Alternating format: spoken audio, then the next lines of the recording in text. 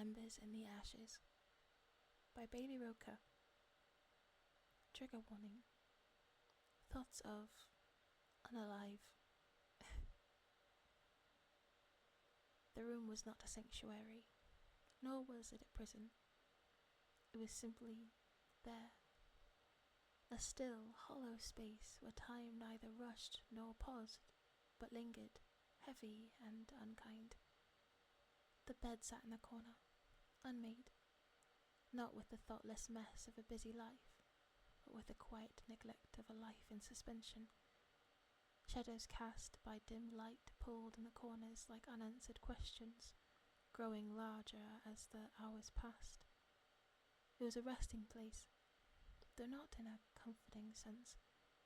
It was where they retreated, though retreat implied a battle had been fought elsewhere. There hadn't.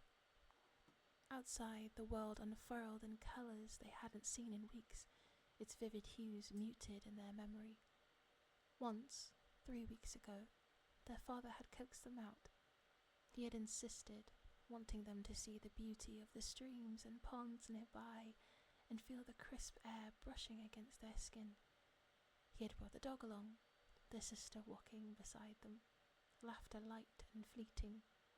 They could remember it now, faintly, like a half-forgotten dream stirred awake only by their father's reminder.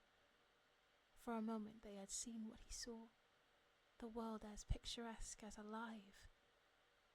But the memory dulled quickly, overshadowed by the weight that settled on their chest when they were home again. The outside world was pretty, yes, but its beauty felt insignificant. It had no hold over them. Their thoughts had become a cycle, an orbit they couldn't escape.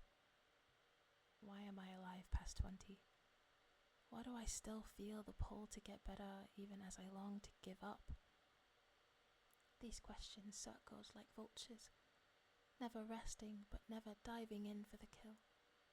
The thoughts left them in a strange limbo, a place where survival was not an act of living, but of simply enduring.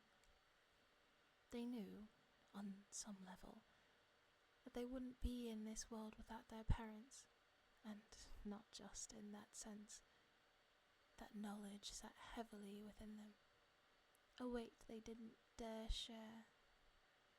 It wasn't safety that tethered them to the room, it was convenience, the quiet understanding that here, at least, they could sink without anyone watching. The effort it would take to reach for something more, to imagine a life with motion, with connection, felt distant, unreachable.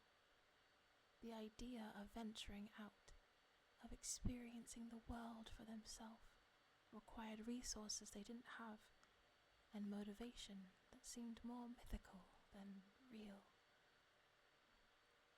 And yet, somewhere deep within the haze of their depressive state, there remained the faintest flicker of longing, fragile and reluctant. It didn't blaze brightly enough to draw them forward, but it existed, an ember beneath the ash, a reminder that perhaps the cycle might break someday.